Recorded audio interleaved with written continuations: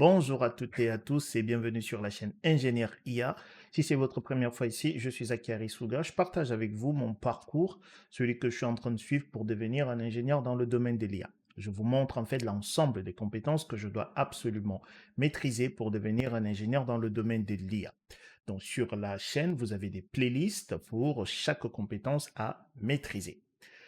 Alors, comme vous le savez déjà, nous travaillons sur le langage SQL. Et dans les précédentes séries de vidéos, dans les précédentes playlists, nous avons vu les bases, nous avons vu le niveau intermédiaire.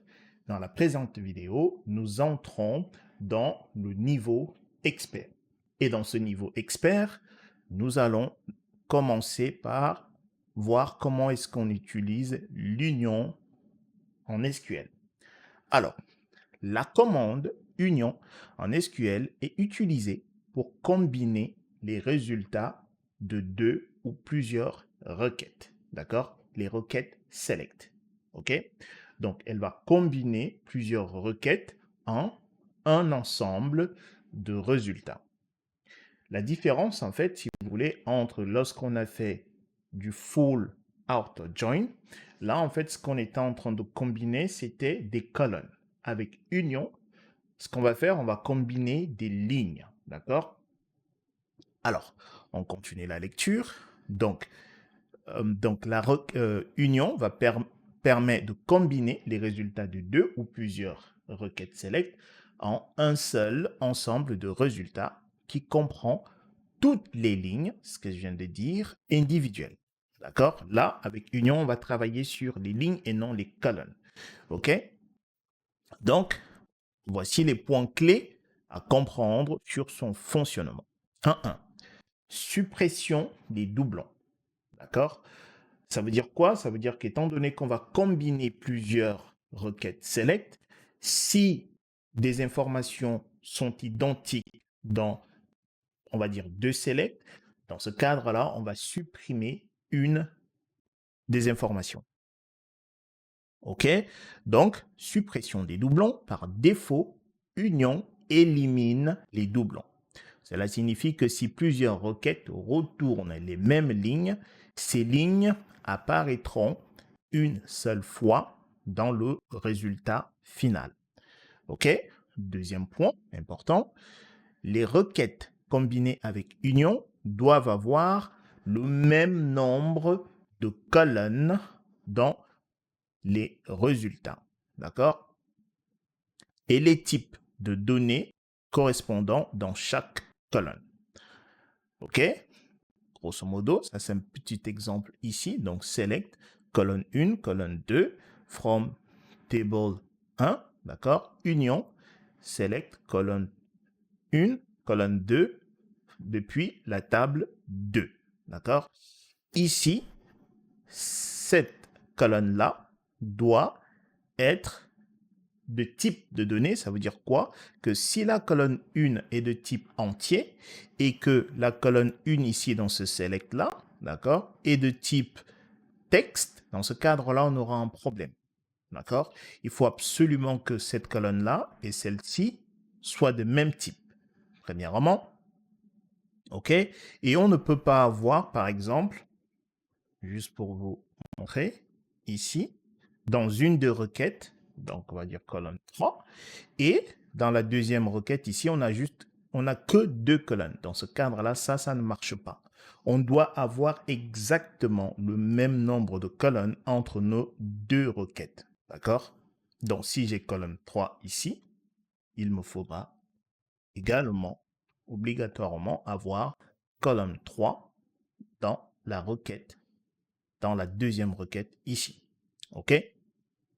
Alors, troisième point, utilisation de union all. Alors, si vous souhaitez inclure tous les doublons, c'est-à-dire ne pas éliminer les doublons, d'accord? Dans ce cadre-là, on va utiliser union all, d'accord? À la place de union. Union all est également généralement plus rapide car il ne nécessite pas de vérifier les doublons. OK? Enfin, on peut ajouter order by à la fin de l'instruction union pour trier les résultats renvoyés. D'accord? Ici, ce qu'il faut noter, c'est que order by s'applique à l'ensemble du résultat combiné, pas aux requêtes individuelles. Petit exemple, sous Excel, avant de travailler dans PG Admin. Donc, ici, comment ça fonctionne? Ici, on a deux tables. Donc, on a la table vente et on a la table prénom. OK? Très bien. Alors, comment est-ce qu'on utilise Union All? Ici, on va faire notre première requête, select, depuis la table vente, là, que j'ai renommée as V. Je vais faire V.nom, d'accord, virgule, V.prénom, OK, from la table vente, OK, très bien. Et si je veux faire union, je fais union, d'accord, la deuxième requête, select P. Regardez, là, cette colonne-là, last name, c'est le nom de famille et first name, c'est le prénom. D'accord? Donc, cette fois-ci, je vais dire last name, OK, virgule, P, point, first name, d'accord, from la table prime. OK? Donc, ça nous donne quoi comme résultat? Alors, avant cela, en fait, le résultat, on aura nom et prénom.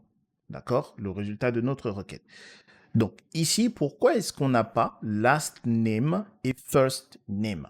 Parce que dans cette requête-là, dans la deuxième requête ici, bah, j'ai last name, first name. Simplement parce que bah, il va d'abord regarder les noms de colonnes ici. Raison pour laquelle on aura nom, prénom. Si j'avais fait ceci, regardez, si on change, je fais ceci, OK, union, et j'efface ça. Dans ce cadre-là, ici, j'aurai last name et ici, j'aurai first name. OK? Et ça marche. Pourquoi? Parce que nom, qui est égal à, en anglais, c'est last name. Ici, on sait que c'est une chaîne de caractères. Pareil également ici, donc pas de souci. Prénom, ici, c'est une chaîne de caractères. Pareil pour notre deuxième requête, ici. Dans ce cadre-là, c'est correct. Donc, si je laisse cette requête-là, ici, j'aurai last name, d'accord? Et ici, first name, d'accord? Et donc, on aura quoi? Alors, cette première requête va me récupérer last name et first name. D'accord? Donc, il va me récupérer ceci. Hop. D'accord? Hop. Hop. D'accord? Cette première requête récupère ceci. Je fais ça, on récupère ça. Last name, first name. Après, on a union. Et on a dit que lorsqu'on utilise union, union va supprimer les doublons. OK? Alors, regardez. Si je regarde ici maintenant, étant donné que je viens de récupérer l'ensemble des informations ici, ce que j'ai là, ce que fait cette requête-là, cette fois-ci, je fais union et là, je récupère nom, prénom de la table vente. Alors, Ibrahim Traoré. Est-ce que Ibrahim Traoré est présent ici? Non. Dans ce cadre-là, je peux le prendre et le mettre là. OK? Zachary Suga. Ici, est-ce qu'on a Zachary Suga? Oui, ici. Du coup, union va supprimer le doublon. Du coup, on garde simplement Zachary Suga, dont on a copié, qui provenait d'ici. D'accord? Union supprime le doublon. Kemi Seba, on l'a déjà là. Donc, pas besoin de rajouter Kemi Seba ici. Messi Lionel, il est absent de la table prime. Donc, dans ce cadre-là, je peux faire ceci. Voilà. Après, j'ai Messi Martin.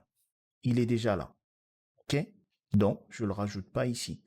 Donc, voici le résultat de cette requête-là. OK? Par contre, si je faisais union all à la place de union ici, je faisais ceci, alors j'aurais des doublons. À savoir, si on le refait, pour avoir le résultat, on va insérer des lignes. Donc, on va faire ça. Insert. F4, insert, insert. Donc, cette fois-ci, on va faire union all. Donc, on va le refaire. Hein. On repart de 0. Donc, premièrement, on récupère ça. OK? Je le colle là. Et bah, je vais récupérer ça. Et je colle là. Là, avec union all, ce qu'on a vu, c'est que union all autorise les doublons. Donc, Zachary Suga, on l'a là. Et là, sans doublon. D'accord? Tout comme Messi Martin, du coup, il est en doublon également. Très bien. Donc, voilà comment fonctionne l'union all. Alors, regardez. Supposons que, ici, pour cette première requête, je récupère également la colonne les ventes. Donc, je fais P. Donc, les ventes. OK?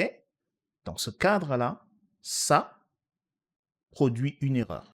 Pour la simple et bonne raison que sur la première requête, là, j'ai 3 colonnes. J'ai last name, first name, les ventes. Et ici, je n'ai que 2 colonnes dans la deuxième requête. Là, ça ne fonctionne pas. Et supposons que ici, à la deuxième requête, je rajoute la colonne ville. D'accord? Je fais v. Ville. Cette colonne-là. D'accord? Dans ce cadre-là, ça non plus ne fonctionne pas. Pour la simple et bonne raison que, ville, cette colonne, est de type texte, d'accord? Chaîne de caractères, alors que les ventes, cette colonne-là, d'accord? Donc, P.les ventes, c'est de type entier, d'accord? Donc, ça ne marche pas. OK. Donc, voici ce que je voulais partager avec vous dans cette vidéo. Dans la prochaine vidéo, ce qu'on va faire, c'est qu'on va pratiquer ce qu'on vient de voir là dans PG Admin. Si vous avez des questions, comme d'habitude, dans la section commentaires, vous me les posez et je répondrai. Portez-vous bien. Je vous dis à bientôt. Peace.